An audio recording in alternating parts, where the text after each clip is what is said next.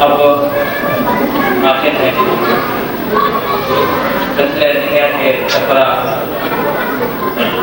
حضرت خواجہ شمسی عظیمی بابا جی سے درخواست ہے کہ اپنے خلاص کرتے ہیں.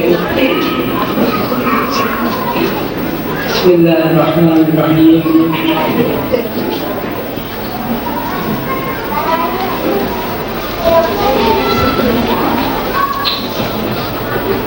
اس سعید اور مبارک تقریب میں آپ امام مدار دور دراز سے تشریف لائے. مسلسل 1 گھنٹے تک نہایت عقیدت و احترام، ادب، خلوص اور وقت کے حساب کے وجہ سے میٹرک کے آداب کو مربوط رکھتے ہوئے آپ نے عظیمی دوستوں کی تقاریر سنی، ہدیات کو حضور سرور کائنات علیہ السلام پیش کیا گیا، وہ بھی آپ نے سنا. اس مادی دور میں اتنی دیر تک نہایت ادب کے ساتھ، عقیدت کے ساتھ، نظم و ضبط کے ساتھ کسی مجلس میں بیٹھ اس بات کی شہادت ہے کہ ہمارے دلوں میں اللہ کے محبوب سیدنا حضور علیہ السلام کی محبت جاگتی ہے. ہم یہ چاہتے ہیں کہ جس طرح اللہ تعالیٰ اپنے محبوب محمد رسول اللہ صلی اللہ علیہ وسلم سے محبت کرتا ہے، اس محبت کا عکس ہمارے دلوں سے باہر آ ہمارے چشم بصیرت میں آ جائے. آپ نے بہت خوبصورت نعتیں سنی، اچھے اچھے مقالے سنے، سیدنا حضور صلی اللہ علیہ وسلم کی سیرت کے ہر پہلو پر کچھ نہ کچھ کہا گیا. سائنسی دنیا کے بارے میں بھی گفتگو ہوئی. سیدنا حضور صلی اللہ علیہ وسلم کی روحانی حیثیت بھی سامنے آئی. حضور صلی اللہ علیہ وسلم بحیثیت فاتح، بحیثیت جرنیل، بحیثیت سرپرست خاندان کے سرپرست، بحیثیت باپ، بحیثیت شوہر، بحیثیت تاجر، مقررین نے سیرت طیبہ کے ہر پہلو کو سامنے رکھ کر اپنی بدعت کے مطابق بہت کچھ کہا.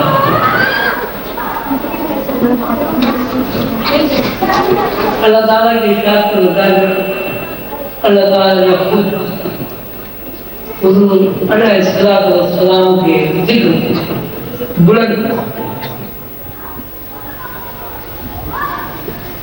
اس ذات پاک کے ذکر کو اللہ تعالیٰ بلند فرما دے. اس ذات پاک کے بارے میں کسی کا کچھ کہنا محض عقیدت ہو سکتی ہے، لیکن پھر واقع اس کو احاطہ نہیں کر سکتا، اس لیے کہ اللہ تعالیٰ کے فرمانے کے بعد وہ رفعنا لک ذکرک ہے. کوئی بھی ایسی ہستی نہیں ہے جو حضور پاک صلی اللہ علیہ وسلم کی سیرت کے بارے میں اتنی تفصیل بیان کر دے کہ حضور کی سیرت کا احاطہ ممکن ہو. لیکن جیسے جیسے زمانہ گزرتا گیا حضور پاک صلی اللہ علیہ وسلم کے کوشش تھی، لوگوں نے پہلے صحابہ کرام نے، پھر تابعین نے، اس کے بعد تبع تابعین نے،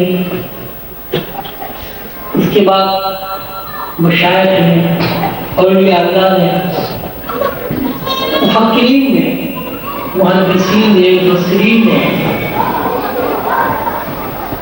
اس لیے کچھ نہ کچھ کہا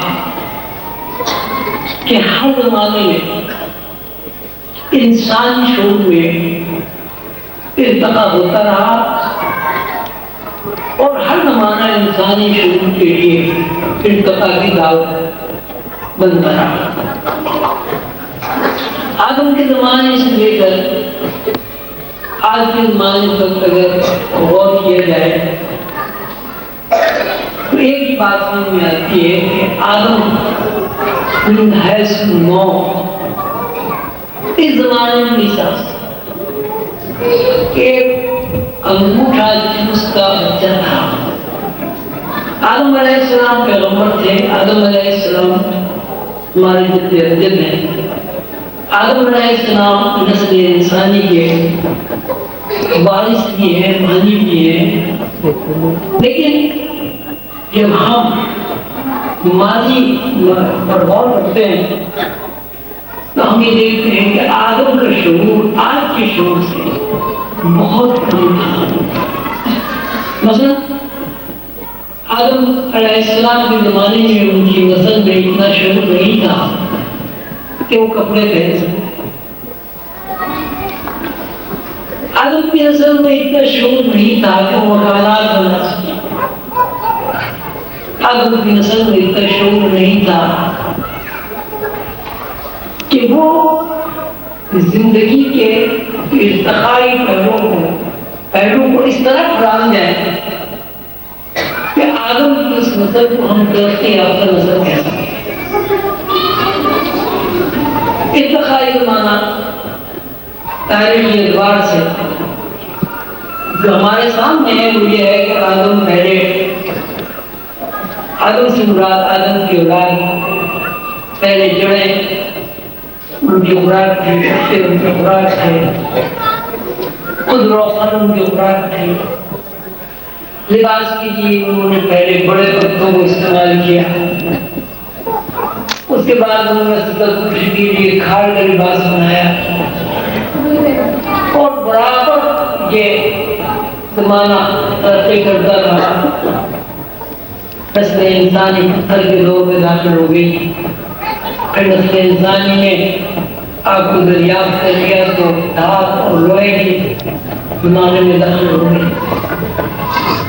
اور ترقی کی تو علوم کے زمانے میں داخل ہو گئی۔ علوم نے جیسے جیسے ترقی کی انسانی شعور بھی ترقی کرتا رہا اور سیدنا حضور صلی اللہ علیہ وسلم تک جو ہمیں انسانی ارتقا ملتا ہے وہ نہایت پست ارتقا ہمارے سامنے ہے۔ آپ سب جانتے ہیں کہ سیدنا حضور صلی اللہ علیہ وسلم کے زمانے میں بیت اللہ شریف میں تقریباً 390 بت رکھے تھے۔ ان بتوں کو جو ہاتھ سے بنائے ہوئے تھے یا انہوں نے بڑی بڑی قیمتیں دے کر خریدا تھا، ان کی اوپر سے کرتے تھے، ان سے منت مرادیں مانگتے تھے، ان سے ڈرتے تھے اور ذرا کہ اگر ان کی بے حرمتی ہو جائے تو ہمیں نقصان ہو جائے گا۔ ان کے لیے چڑھاوے چڑھتے تھے، قربانیاں دی جاتی تھیں۔ یہ بات کسی بھی طرح ایسی نہیں ہے کہ جس کے بارے میں ہم یہ کہیں کہ سیدنا حضور صلی اللہ علیہ وسلم کی بعثت سے پہلے، نبوت سے پہلے اہل مکہ یا اہل قریش ہے وہ ارتقائی نہیں سمجھتے۔ اس سے زیادہ پست فہمی، جہالت، بے شعوری کی کیا دلیل ہو سکتی ہے کہ پتھر کے بنائے ہوئے بتوں کو وہ پوچھتے تھے اور پتھر کے بنائے ہوئے بتوں کو وہ خدا مانتے تھے۔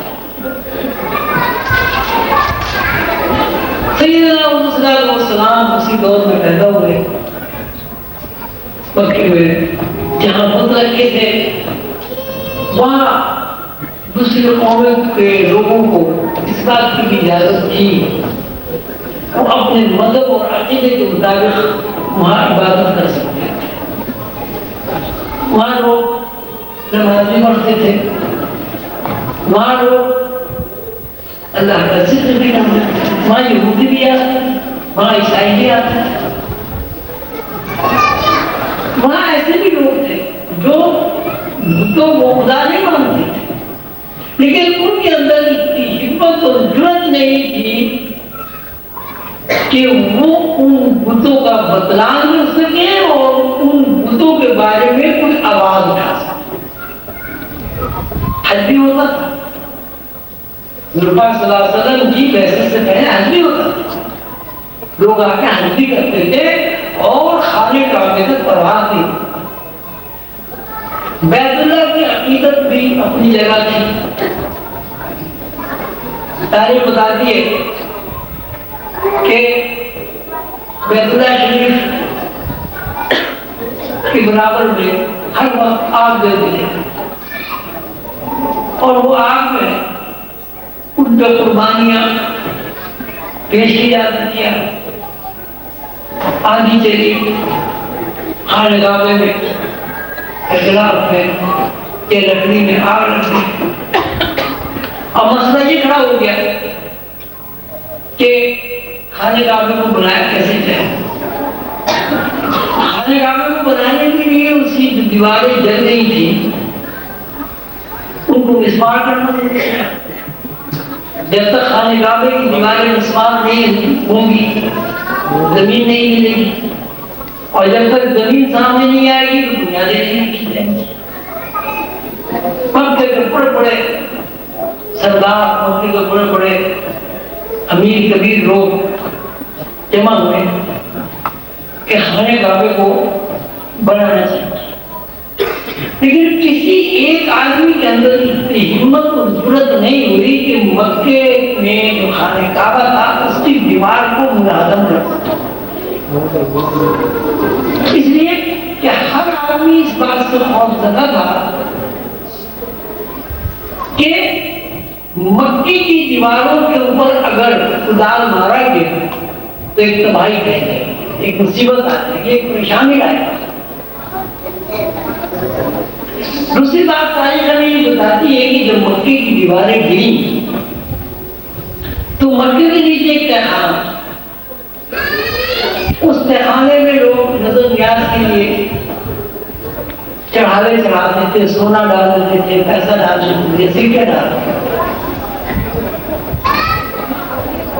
تو جب وہ غار کھلا اس دیوار کے ہٹنے سے تو لوگوں نے دیکھا، عام لوگ جان نہیں سکتے تھے، لوگوں نے دیکھا تو وہاں ہی دیکھا کہ اس زر و جواہرات کی بنیاد پر وہاں ایک بہت بڑا اژدہا آ کر بیٹھا۔ مشہور ہے کہ جہاں سونا ہوتا ہے، خزانہ ہوتا ہے، وہاں اژدہا آ جاتا ہے، بہت بڑا اژدہا۔ دیوار گرنے سے وہ اژدہا باہر آ کے بیٹھ گیا۔ اب مزید ایک دہشت پھیل گئی کہ اگر اس اژدہا کو مارا گیا تو یہ اژدہا کو جو ہے خانہ کعبے کے میں اللہ کے لیے جو نظر نیاز دی جاتی ہے اس کی حفاظت کرتا ہے۔ اس اژدہا سے خوف و رعب ہو گیا اپنی بستی۔ اب انہوں نے کہا کہ اژدہا کی موجودگی یا ہاتھ سے نکل کر اژدہا کا موجود ہونا اس بات کی علامت کرتی کہ اللہ تعالیٰ نہیں چاہتا کہ خانہ کعبہ دوبارہ تعمیر کیا جائے۔ اردو کا کرنا ایسا ہوا کہ ایک بہت بڑا پرندہ اڑتا ہوا آیا اور وہ اجزاء کو اٹھا کے اس نے پرواز کی اور آسمان میں گم ہو گیا۔ اب اہل مکہ کے ذہنوں میں نئی بات آئی کہ اللہ تعالیٰ یہ چاہتے ہیں کہ خانہ کعبہ کی دوبارہ تعمیر کی جائے۔ پھر یہ مسئلہ پیش ہوا خانہ کعبہ کی تعمیر کرنے کے لیے ملبہ اٹھانا ضروری ہے اور دیواریں توڑنی ضروری ہے۔ ان میں سے ایک بزرگ آگے بڑھے اور انہوں نے بہت محتاط انداز میں مکے کی دیوار پر خدا کی قدم لگائی اور دو تین ضربے لگانے کے بعد واپس آ گئے اور انہوں نے کہا کہ رات بھر انتظار کرنا چاہیے، کوئی ایسا واقعہ تو نہیں ہوتا کہ اللہ تعالیٰ اپنے گھر کو گرانے سے ناراض ہو یا اللہ تعالیٰ یہ نہ چاہتے ہو کہ گھر دوبارہ بنے۔ رات بھر میں انتظار کیا اور کوئی ایسا واقعہ پیش نہیں آیا۔ صبح کو ان لوگوں نے کدال سے دیواریں صاف کی، زمین کھودی، زمین کی گہرائی میں انہیں سخت پتھر ملا، بڑا پکا سخت پتھر۔ اب ذہن میں کی بات آ گئی کہ یہ بنیادیں ہمیں مل گئی ہیں جو حضرت ابراہیم علیہ السلام نے خانہ کعبہ کی، اور ان بنیادوں پر خانہ کعبہ کی تعمیر کی۔ خانہ کعبہ کی تعمیر کے بعد پھر اس کے مطابق یعنی آپ غور کریں، انسانی شعور کے اوپر آپ غور کریں، ایک اللہ کے گھر کی اتنی عظمت ہے ان کے دل میں کہ وہ دیوار پہ خدا نہیں ماننا چاہتا، اور ایک ذہنی پسماندگی اور جہالت اتنی ہے کہ حضرت ابراہیم علیہ السلام کی لچیلی بنیادوں پر خانہ کعبہ تعمیر ہو گیا، اور پھر اس نے دوبارہ چھوٹے چھوٹے کوئی 300 سال کہتا ہے، کوئی 390 کہتا ہے، ہر دن کے حساب سے دو سال کو خدا وہ خانہ کعبہ کی چھت ہے۔ اس لیے ثابت ہوا کہ سیدنا حضور صلی اللہ علیہ وسلم کے زمانے میں نوع انسانی کا شعوری ارتقا کچھ نہیں، ایک جہالت کا۔ پھر آپ نے بھی غور فرمائے کہ جہالت کا یہ بھی عالم تھا، لڑکیاں پیدا ہوتی تھی انہیں زندہ ہوتا، یہ کیا ہے؟ قتل و خون کی عام بات، مال لوٹ لینا، چھین لینا عام بات تھی، لوگوں کو پکڑ کر غلام بنا کر فروخت کر دینا عام بات تھی، اور کیونکہ منڈیاں لگتی تھی، عورتیں اس طرح بکتی تھیں جیسے بھیڑ بکریاں بکتی، تو ظاہر ہے جہاں عورتوں کی خرید و فروخت ہو، جہاں مردوں کو غلام بنا دیا جائے، جہاں کوئی قانون نہ ہو، جہاں لوٹ مار عام ہو، بیٹیوں کا قتل ایک رسم و رواج بن گیا ہو، اس قوم کو ہم ہرگز یہ نہیں کہہ سکتے کہ وہ قوم باشعور تھی، وہ قوم ہرگز باشعور نہیں تھی، اور آدم سے لے کے مکے تک جو شعور منتقل ہوا وہ شعور ہرگز اس قابل نہیں تھا کہ اس شعور کے بارے میں ہم یہ کہہ سکیں کہ مکے کے لوگ انسانی شعور تھے۔ سیدنا حضور صلی اللہ علیہ وسلم ایسے دور میں مبعوث ہوئے، اللہ تعالیٰ نے ایسے دور میں ان کو پیدا فرمایا کہ جہاں انسانیت ظلم اور جہالت کے علاوہ کچھ نہیں ہے۔ حضور پاک صلی اللہ علیہ وسلم تشریف لائے، ایک مثال ہے اسی تاریخ کا ایک قصہ ہے کہ جب انہوں نے دیواریں بنا لی، تعمیر پوری ہو گئی، تو سنگ اصل کا مسئلہ کھڑا ہو گیا۔ اس سے سب کون رکھے؟ وہ قبیلوں کی جو برتری کا احساس ہے وہ سامنے آ گیا. اس نے کہا ہم رکھیں گے, اس نے کہا ہم رکھیں گے. نتیجہ یہ ہوا کہ تلواریں میاں سے باہر. پھر ایک اللہ کا بندہ, نیک بندہ وزیدہ کوئی بندہ اللہ کا بیچ میں ہے. اس نے کہا بھائی یہ کھانے کاغذ میں فضلوں کو دیتی کیسی ہے؟ ایسا کرو کہ انتظار کرتے ہیں صبح کو جو پہلا شخص خانے کعبے میں داخل ہوگا وہ جو کہے گا وہ فیصلہ ہمیں لوگوں نے اس بات کو سنا. صبح کو سب سے پہلے جو شخص خانے کعبے میں داخل ہوا وہ سیدنا محمد صلی اللہ علیہ وسلم کے داخل لانے. لوگوں میں شور مچ گیا, امین آ گیا, امین آ گیا, امین آ گیا, امین آ گیا. حضور صلی اللہ علیہ وسلم کو جب اس باتیں کہے ہوا کہ ہمارے ہیرا پہ جھگڑا ہے اور آپس میں قریشی سامنے ہے, تو حضور نے چادر منگائی. یہ سب مشہور بات ہے. حضور نے چادر منگائی, چادر پہ کتا رکھا اور یہ کہا کہ جتنے بھی قبیلے کے لوگ ہیں ان میں سے ایک ایک آدمی اس چادر کو پکڑ لے اور اس کو اٹھائے. سب نے چادر کو اٹھایا. سیدنا محمد صلی اللہ علیہ وسلم نے سنگ اسود اٹھا کر دیوار پہ رکھ دیا. اس سے یہ پتہ چلا کہ حضور صلی اللہ علیہ وسلم کے بارے میں ان لوگوں کے دل میں عزت تھی, احترام تھا, تقدس تھا. لوگ انہیں امین مانتے. لیکن جب حضور صلی اللہ علیہ وسلم نے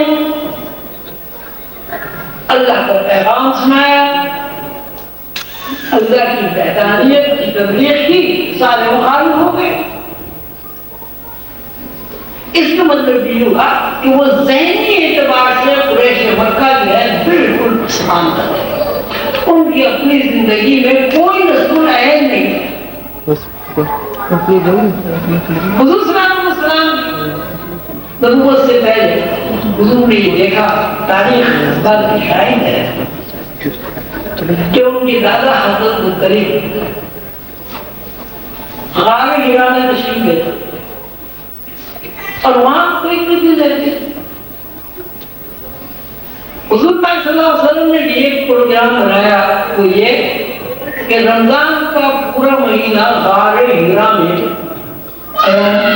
کریں. رمضان کے علاوہ بھی تشریف لے جاتے رہے, لیکن یہ بات تاریخ کی ثابت ہے کہ مسلسل 5 سال سیدنا محمد صلی اللہ علیہ وسلم پورے مہینے ایک سال میں غار ہرا میں تشریف. حضور کا سامان ہے آپ دیکھیں, اور وہاں غار ہرا میں ظاہر نماز تو فرض ہوئی نہیں اس کو, اور پھر بڑی حیرت ناک بات ہے اور بڑی پرمسرت حیرت ہے کہ عربی میں ہرا کہتے ہیں ریسرچ کو, تحقیقات کو.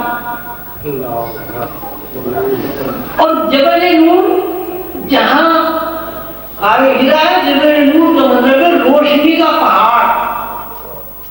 پہاڑ سے مراد لا محدود, یعنی رسول اللہ صلی اللہ علیہ وسلم غار ہرا میں لامحدود روشنی کو تلاش کرنے کے لیے اللہ کی آیات میں تجسس فرماتے تھے. ہرا مانے تحقیقات, جبل نور جبل مانے پہاڑ, مانے روشنی. یہ مسلسل 5 سال تک ہوتا رہا اور پورے ایک مہینہ حضور پاک صلی اللہ علیہ وسلم رمضان میں غار ہرا میں تشریف رکھتے. بیچ میں بھی جاتے آپ نے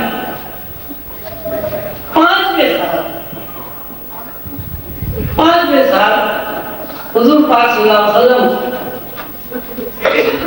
کے اندر جب تحقیقات اپنے عروج پر پہنچ گئی, جب حضور کا ذہن مبارک نقطۂ وحدانیت میں جذب ہو گیا,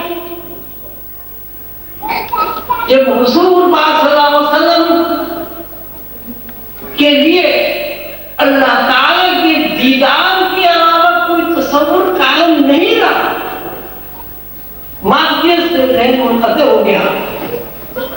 اللہ تعالیٰ نے حضرت جبریل علیہ السلام کو بھیج دیا. حضرت جبریل علیہ السلام تشریف لائے، یہ بھی آپ سب کو پتا ہے. فرمایا اقرا بسم ربک الذی اقرا. حضور فرمایا تو پڑھا ہوا نہیں. حضور پاک کو حضرت جبریل نے اپنے سینے سے لگایا اور بھیجا. حضور کو گرمی بھی محسوس ہوئی، حضور کو شدت بھی محسوس ہوئی. پھر کہا اقرا. حضور نے فرمایا میں تو پڑھا نہیں. تیسری بار حضور پاک صلی اللہ علیہ وسلم کو حضرت جبریل علیہ السلام نے اپنے سینے سے لگا کر پوری شدت کے ساتھ اپنے سینے سے لگا کر جذب کرنے کی کوشش کی اور فرمایا اقرا بسم ربک الذی خلق خلق الانسان من علق. پڑھ اپنے رب کے حکم سے. اس میں تو یہ تخلیق کیا الگ ہے. ابھی احمد بھی نے بھی بیٹھ کریں. حضور پاک صلی اللہ علیہ وسلم کی جب تخلیق میں بیٹھ آتی ہے، آپ سب لوگ جانتے ہیں باعث تخلیق کائنات ہے. اللہ تعالیٰ نے اپنے بعد اگر کوئی چیز پیدا کی اپنے نور سے تو رسول اللہ صلی اللہ علیہ وسلم. اللہ کے بعد اس کائنات میں اگر کوئی ہستی میڈیم ہے وہ رسول اللہ صلی اللہ علیہ وسلم. حضور خلد بابا رحمۃ اللہ علیہ فرماتے ہیں کہ ایک اللہ ہے، بیچ میں سیدنا محمد صلی اللہ علیہ وسلم اور اس کے بعد ساری کائنات ہے. میں نے عرض کیا کہ حضور اس کی وجہ کیا ہے؟ حضور خلد بابا رحمۃ اللہ نے فرمایا اس کی وجہ بہت سادی ہے، عام ہے. اللہ تعالیٰ نے جب اس کائنات کو بنایا تو جو کچھ اللہ تعالیٰ کے ذہن میں تھا اس کو بتایا آگ پوری ہو جائے بن جاتا ہے. تو اس کا مطلب یہ ہوا کہ اللہ تعالیٰ کے ذہن میں جو پروگرام تھا، جو اللہ تعالیٰ کے ذہن میں تجلیات تھی، جو اللہ تعالیٰ کے ذہن میں مشیت تھی، جو اللہ تعالیٰ کے ذہن میں انوار تھے، وہ انوار ان کے بعد مظہر بنے. تو اللہ تعالیٰ کو یہ پتا تھا کہ کائنات کے دوسرے افراد، وہ فرشتے ہوں، جنات ہوں، انسان ہوں، درخت ہوں، پہاڑ ہوں، اللہ تعالیٰ کی تجلیات کو براہ راست برداشت نہیں کر سکتے. اللہ تعالیٰ نے اس تجلی کا زور کم کرنے کے لیے اس تجلی کے جلال کو لطافت میں منتقل کرنے کے لیے بیچ میں سیدنا حسین السلام کو میڈیم بنا دیا تاکہ اللہ تعالیٰ کی تجلی فروغ تجلی بصوزت پر. حضرت جبریل کہتے ہیں اگر میں بیت المعمور سے ذرا سا اونچا ہو جاؤں تو تجلی سے جل کر راک ہو جاؤں گا. جبریل کہہ رہے ہیں فروغ تجلی بصوزت پر. اور انہوں نے کہا کہ جبریل سے حضور پاک صلی اللہ علیہ وسلم نے فرمایا کہ تمہیں پتہ بھی ہے کہ بیت المعمور جہاں تم رہتے اس کے اوپر کیا ہے؟ صاحب ہمیں تو نہیں پتا، ہمیں تو پیغام آتا ہے اڑ جاتے ہیں. اور اگر اپنا جو مقام ہے بیت المعمور کا اس سے اوپر ذرا سے بھی اڑ جائے تو ہم دل کر خاکستر ہو جائیں گے. اب تجلی کا یہ عالم ہے، جبریل جیسے فرشتے پر اگر ڈائریکٹ تجلی نازل ہو جائے تو جبریل بنا اس زور کو، اس جلال کو لطافت میں بدلنے کے لیے اللہ تعالیٰ نے سیدنا حضور علیہ السلام کو اپنا میڈیم باعث تخلیق کائنات. آپ لوگ سنتے ہیں باعث تخلیق کائنات، کیا مطلب؟ باعث تخلیق کائنات کا مطلب کیا ہے؟ باعث تخلیق کائنات کا مقصد یہ ہے کہ جب تک اللہ تعالیٰ کی تجلی ان کی شکل سیدنا حضور علیہ السلام کے ذہن مبارک سے نہیں گزر جاتا، کائنات کا ایک ذرہ تخلیق نہیں. باعث تخلیق کائنات نبی کہ جب کن ہوتا اللہ کن فرماتے ہیں تو کن کی پوری تجلیات پوری مشیت پورا حصہ سیدنا حضور صلی اللہ علیہ وسلم کے دماغ مقدس میں آ کر رک جاتا ہے اور وہاں سے لہروں کی شکل میں نکل کر کائنات جو ہے وہ تخلیق ہوتی ہے. تو حضور پاک صلی اللہ علیہ وسلم باعث تخلیق کائنات ہے. اب بات یہ اب کیا کر رہے ہیں جبریل علیہ السلام اقرا بسم ربک الذی خلق پر اس رب کریم کے نام سے جس میں انسان کو تجھے تخلیق خلق الانسان من علق اور تخلیق کیا انسان کو علق علق مانے نطفے سے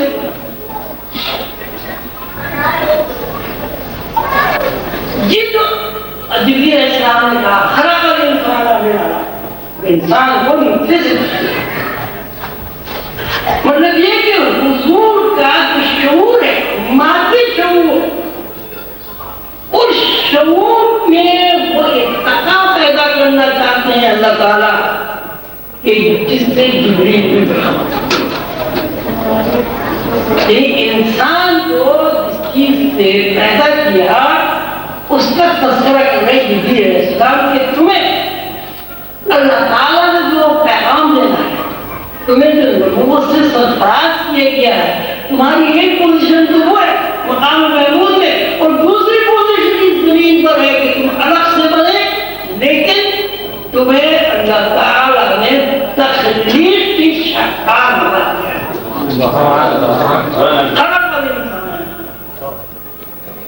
اس تخلیق کی شکار نے 5 سال تک 5 سال میں 1 مہینہ مسلسل 30 دن اور 20 کے دن جتنے بھی ہیں آرے ہیرا میں گزر اور آرے ہیرا میں کیا کیا آرے ہیرا میں اللہ تعالیٰ کے معاملات پر غور کیا کائنات سے متعلق جو سوالات ضرور آتے ہوں کہ کائنات کی بنی کس نے بنائی آدمی پیدا کیوں ہوتا ہے مر کیوں جاتا ہے میری پیدائش کا یا انسانوں کی پیدائش کا کائنات کی پیدائش کا مقصد کیا ہے یہ ستارے کیا ہیں یہ چاند کیا ہے یہ سورج کیا ہے یہ زمین کیا ہے ان سوالات کو سمجھنے کے لیے ان سوالات کے جوابات حاصل کرنے کے لیے ان سوالات کے اوپر ریسرچ کرنے کے لیے ان سوالات کے اندر جو اللہ تعالیٰ کے انوار اور روشنیاں کام کر رہی ہیں ان کا عرفان حاصل کرنے کے لیے حضور صلی اللہ علیہ وسلم غار ہیرا میں تشریف لائے اور وہاں غار ہیرا میں غور تحقیقات ہر سال سیدنا حضور صلی اللہ علیہ وسلم کی ولادت کی مبارک مقدس دن بے شمار محفلیں ہوتی ہیں بے شمار محفلیں ہوتی ہیں ہر شخص اپنے اپنے حساب کے مطابق سیدنا حضور صلی اللہ علیہ وسلم کو خلاف تحسین پیش کرتا ہے وہ سب بہت اچھی چیزیں ہیں بڑا اس میں تقدس ہے اس سے حضور پاک صلی اللہ علیہ وسلم کی امت میں حضور پاک صلی اللہ علیہ وسلم کی محبت بڑھتی ہے محبت میں اضافہ ہوتا ہے عشق انسان کے اندر پیدا ہوتا ہے لیکن اس کے ساتھ ہماری ایک ذمہ داری یہ بھی ہے کہ سیدنا حضور صلی اللہ علیہ وسلم غار ہیرا میں جو ریسرچ کرتے تھے کائنات کے تخلیق کائنات کے اوپر تخلیق انسان کے اوپر اجزام سماوی کے اوپر امتی ہونے کی بنیاد پر ہمارا بھی یہ فرض ہے کہ ہم بھی غار ہیرا کی سنت کو دوہرائیں غار ہیرا میں رسول اللہ صلی اللہ علیہ وسلم جو اللہ کی آیات کا تفکر کرتے ہیں ہم بھی اللہ کے ساتھ جو غور و فکر کرتے ہیں اگر ہم رسول اللہ صلی اللہ علیہ وسلم کی طرز فکر کو اپنا کر غار ہرا کی سنت پر عمل کریں، یعنی تحقیقات کریں. اب آپ دیکھیں یہ جو دنیا ہے سائنسی دنیا کے رہا، سائنس کا مطلب ہے ڈھونڈنا، تلاش کرنا، کھوج لگانا، کسی چیز کی ماہیت سے استفادہ کرنا، کسی چیز کی ماہیت سے قلب کو تبدیل کر دینا، ایک چیز سے ہزار چیزیں بنا لینا، یہ سائنس. تو سائنس کا مطلب یہ ہے کہ وہ تحقیقات کرتے ہیں، اور جو وہ تحقیقات کرتے ہیں آپ دیکھیں جس قوم میں تحقیقات آ گئی وہ قوم یافتہ ہو گئی، ترقی یافتہ ہو گئی، اور جس قوم کے اندر سے ریسرچ نہیں کر گئی، تحقیق نہیں کر گئی، وہ قوم برباد ہو گئی. جبکہ ہمارا ورثہ ہی ایک ہے. سیدنا حضور صلی اللہ علیہ وسلم نے مسلسل 5 سال یہ عمل کر کے اپنی امت کو دعوت دی ہے کہ وہ بھی اللہ کی آیاتوں میں، اللہ کی نشانیوں میں اور کائنات میں تھا. یہ مجالس جو ہوتی ہیں دارالعلوم الاول کو، اس میں لوگ نہایت ادب سے، احترام سے، عقیدت سے، عشق رسول سے شریک ہوتے ہیں. جیسے ماشاءاللہ آپ 3-4 گھنٹے ہو گئے، اگر رسول اللہ صلی اللہ علیہ وسلم سے تعلق خاطر نہ ہو 4 گھنٹے بیٹھنا بہت مشکل تھا. یہ جو ہم یہاں بیٹھے ہوئے جمے ہوئے، نہ ہمیں پیاس میں نہیں، نہ ہمیں کھانے کی خواہش ہے، نہ ہمیں یہ پتا کہ وہ کتنی دور جانا ہے، یہ ہمارے اندر رسول اللہ صلی اللہ علیہ وسلم کی چنگاری ہے جس نے ہمیں یہاں بٹھایا. اس چنگاری کو بھڑکانے کے لیے جو طریقہ ہے وہ یہ ہے کہ ہم سیدنا حضور صلی اللہ علیہ وسلم کی غار ہرا کی سنت پڑھیں. اور جب رسول اللہ صلی اللہ علیہ وسلم غار ہرا میں اللہ کے کرام سے مستفید ہوئے، حضرت جبریل علیہ السلام وحی لے کر آئے، اور اس کے بعد جب خانہ کعبہ میں حضور صلی اللہ علیہ وسلم تشریف لایا اور انہوں نے بربڑا جو تبلیغ اللہ کی وحدانیت، اس وحدانیت سے یہ پتہ چلا کہ مکے کی قوم ارتقائی سے نہیں ہے. مکے کی قوم بہت پسماندہ قوم ہے. سیدنا صلی اللہ علیہ وسلم کو تکلیفیں پہنچائیں، ان کا بائیکاٹ کیا، کھانا پینا بند کر دیا، اور یہ کہا کہ حضور پاک صلی اللہ علیہ وسلم کو مکہ چھوڑنا. اگر ہم رسول اللہ صلی اللہ علیہ وسلم کی امت تو ہے، لیکن اگر ہم رسول اللہ صلی اللہ علیہ وسلم کی ریسرچ والی تعلیمات پر عمل نہیں کریں گے تو اس کا مطلب یہ ہے کہ ابھی ہمیں بھی ذہنی ارتقاء نصیب نہیں. کیوں ارتقاء؟ سیدنا حضور علیہ السلام اپنی امت سے جاتے ہیں وہ اپنے حاصل اس کے اصول کا یہ کہ ہم یہ دیکھیں کہ ہمارا سیدنا حضور صلی اللہ علیہ وسلم سے لفظی تعلق ہے، قلبی اور روحانی تعلق.